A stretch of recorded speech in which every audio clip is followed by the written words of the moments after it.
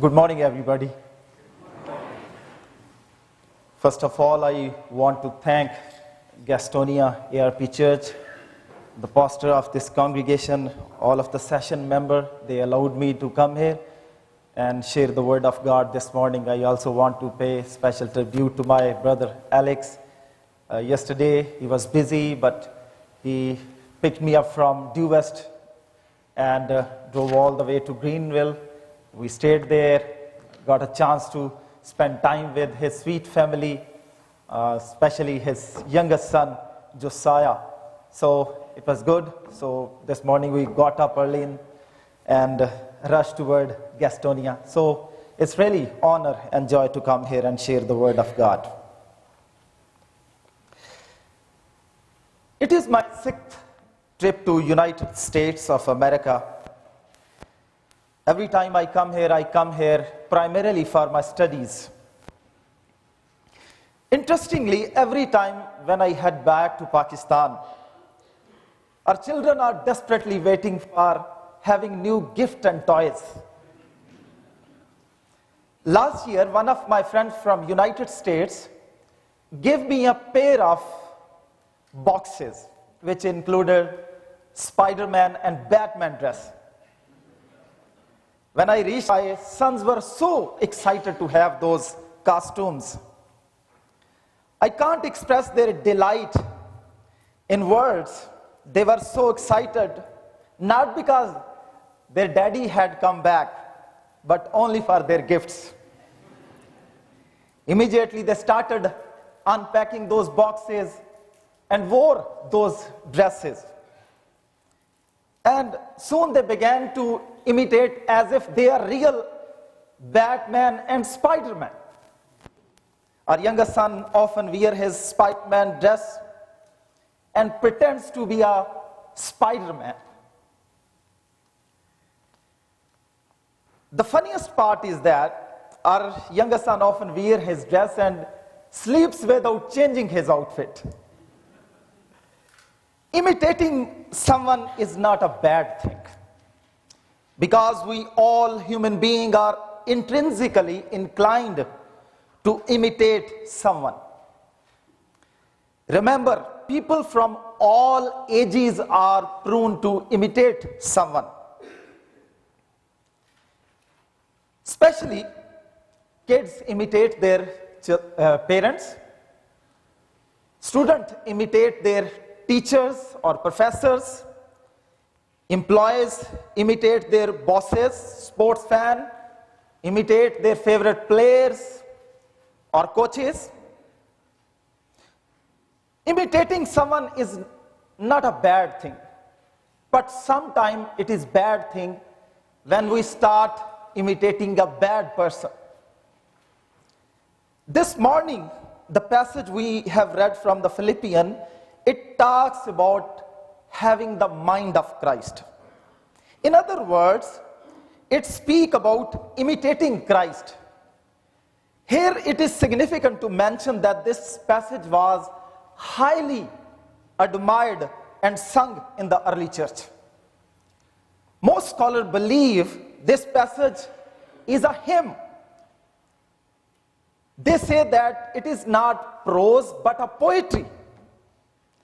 Undoubtedly, this passage is significant not only because of its genre, but because of its theme.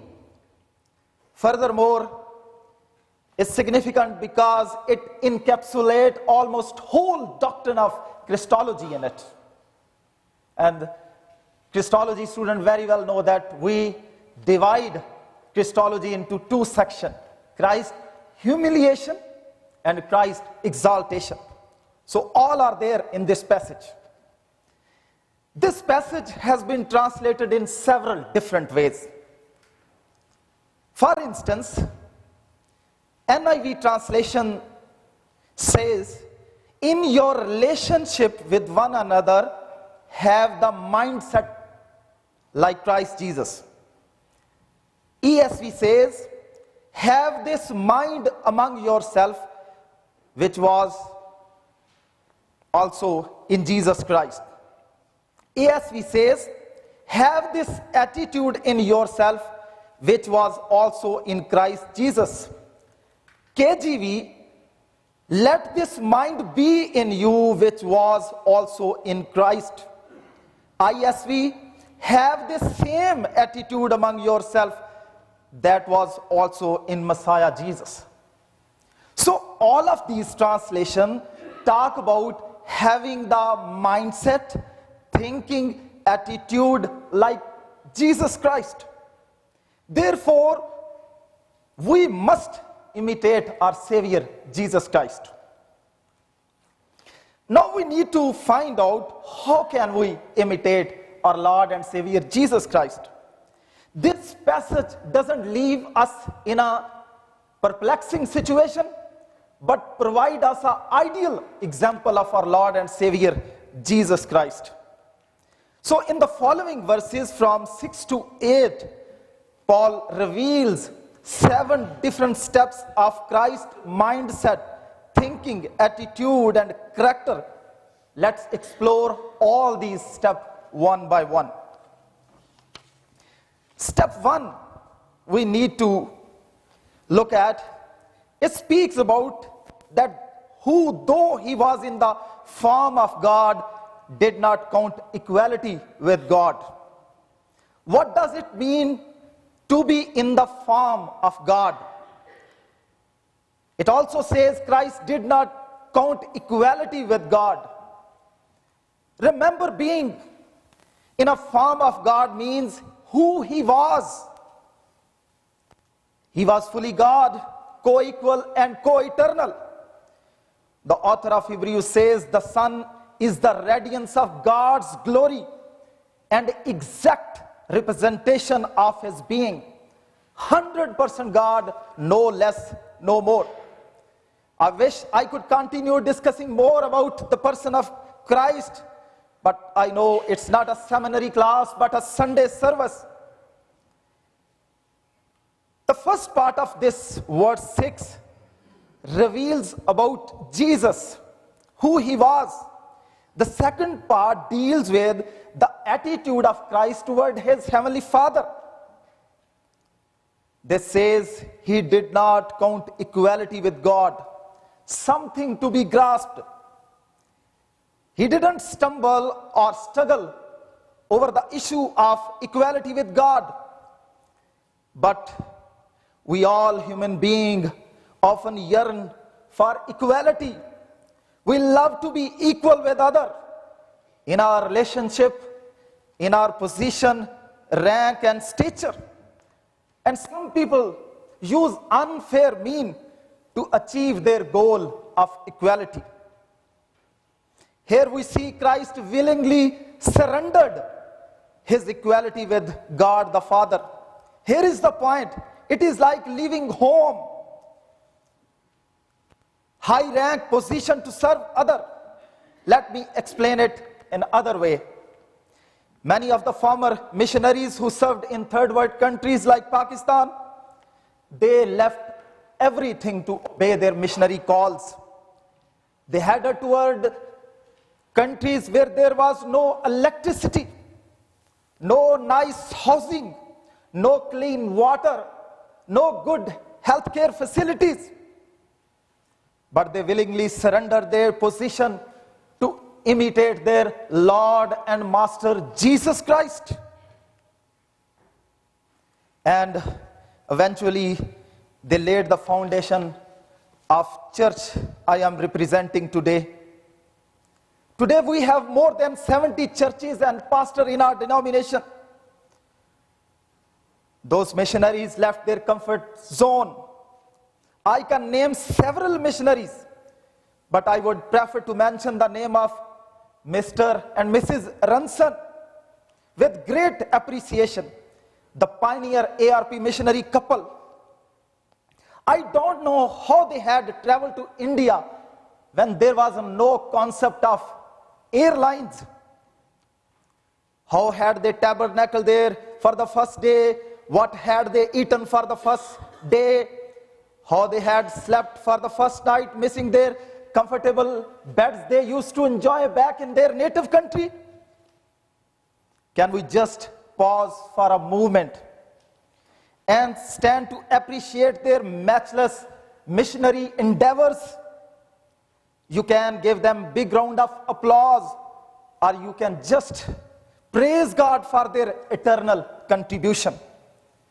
Knowing how God uses means and achieve his ends, we may actually do both.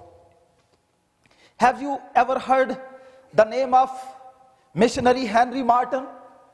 He was the guy who translated Urdu Bible for us. He was born and raised in England, ordained as an Anglican minister. He had reached India, Calcutta, after 305-day voyage. This guy was so zealous to translate Bible into local languages. He worked so hard supervising the translation projects, and he died at the prime of his youth. He could have grasped the equality with his fellow Anglican ministers. He could have lived a better life in England and marry with his fiancée, who had refused to join him in India. History also reveals that Henry loved to hang with local people, but his fellow Anglican minister and missionary who followed the imperialistic model of mission work didn't like him. This shows Henry's humility. Church history is filled with such incredible stories. Can someone today leave his country, home, extended family, position, and rank to imitate their Lord and Savior, Jesus Christ?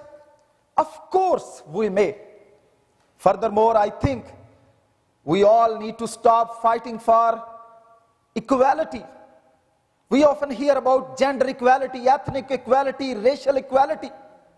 Remember, when tree is sick, we do not treat the leaves, we treat the roots. This is how we can solve the problem. Did Jesus fight for equality?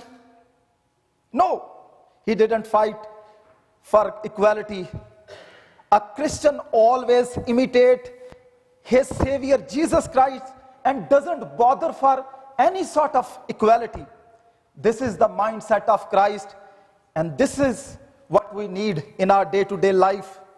The second step we can see, which mentioned in this passage, it talks about that he made himself nothing. Some translations say he actually emptied himself. But what does it mean by emptying or making himself nothing? Again, this compels us to ask, what did he do to come to this world? This shows that he temporarily surrendered some of his divine attributes, such as glory. But why did he quit his glory?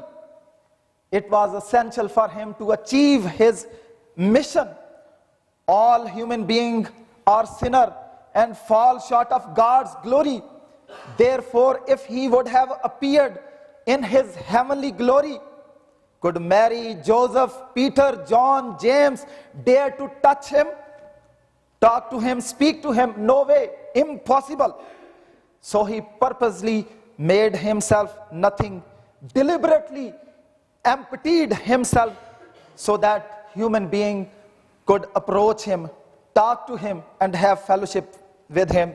This is what Paul was urging to the church in Philippians, and this is the message for us. If we compare ourselves to Christ, ask yourself, how often do you purposely pretend to be something? Christ, despite being everything, made himself nothing. Would you like to be nothing, or you will still yearning for being something?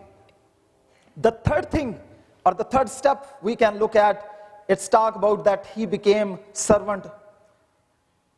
It means that he became a slave, because the very word used here in Greek, it's doulos.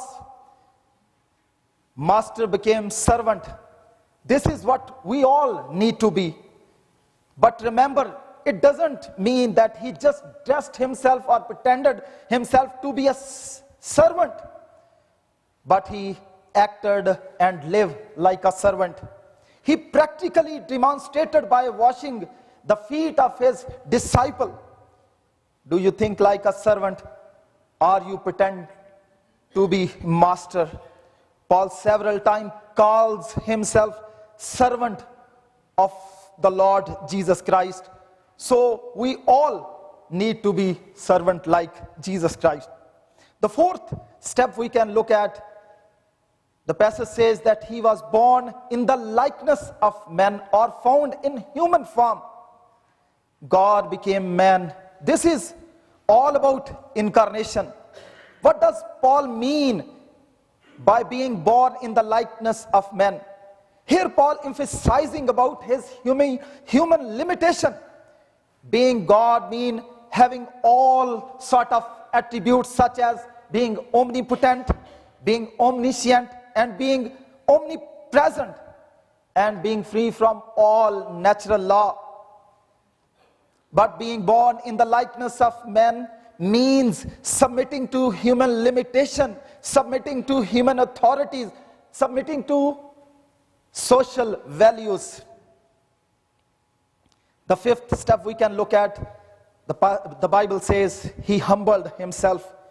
What does it mean to be humble? It means despite having all powers and authority, restricting himself for exercising those power. And this is what our Jesus did in his earthly life. He could have used his infinite power, but he deliberately chose not to utilize them. This is true humility, which we all need to have. We can also see him giving a practical demonstration of his humility when he restricted himself, calling 12,000 legions of angels to help him. He could have done so, but he didn't do so. He could have also resisted and escaped from being scourged, beaten, and crucified on cross, but he humbled himself. This could also mean his poverty. As he said, foxes have holes, birds have nests, but Son of Man has no place to lay down. Being born in a human body doesn't imply humility, because kings and queens born in splendor and glory. Christ wasn't born with a silver spoon, but as a destitute child. He voluntarily chose the path of humility. What a Christ we have, and we have to follow his footstep. The sixth thing we can see in this passage, it speaks about his obedience. The passage says he became obedient. His whole earthly life was a perfect demonstration of obedience. He was obedient to his parents, he was obedient to law, and he was obedient to his heavenly Father. There was not a single movement when he disobeyed his heavenly Father. Even before his final arrest in Garden of Gethsemane, he was praying, "Not my will, but thy will be done." Are we obedient to our parents, masters, country laws, and God? If not, then we need to examine our heart today and rush to be obedient like Jesus Christ. The seventh thing mentioned in this passage, it's about his crucifixion. It is the climax of Christ's humble attitude. Here Paul talks about his death on cross. Remember, Roman didn't hang people without flogging or beating. So Christ was also brutally flogged or scourged. We could hardly imagine the enormity of those excruciating pain Christ gone through. Matthew Henry says his whole life was a life of poverty and suffering. But the lowest step was his dying, the death of the cross, the death of malefactor, and a slave exposed to public hatred and scorn. But for whom? For me and for you. We really need to follow him. I know it's hard, but we are called to imitate him. Brothers and sisters, today we have pondered on the very mind of Christ. These 7 steps we discuss help us to know the humble attitude of our Lord and Savior Jesus Christ. These all steps can be entirely summarized under one word, and that's the humility. Once Sinclair B. Ferguson wrote, when Augustine was asked to list the central principle of Christian life, and Augustine replied, first humility, second humility, and third humility. Such a mind, such an attitude, such a character we all need to have in our day-to-day life. And when we will start imitating Christ, behaving like Christ, living like Christ, definitely God will be more glorified. Here I also want to say something. There are 3 or 4 main areas in which we need to humble ourselves. I know sometimes when we have a very good education, master's, PhD or post-PhD degrees, we start bragging about our education. Sometimes when we have too much money, we start bragging about all of the resources and blessings we have. And sometimes when we get a chance to visit countries all over the world, we brag about these kinds of things. So this morning I want to urge to all of you, humble yourself. And when we humble, actually we represent Christ from our life. And this is the call for this message today. God bless you all. God bless you.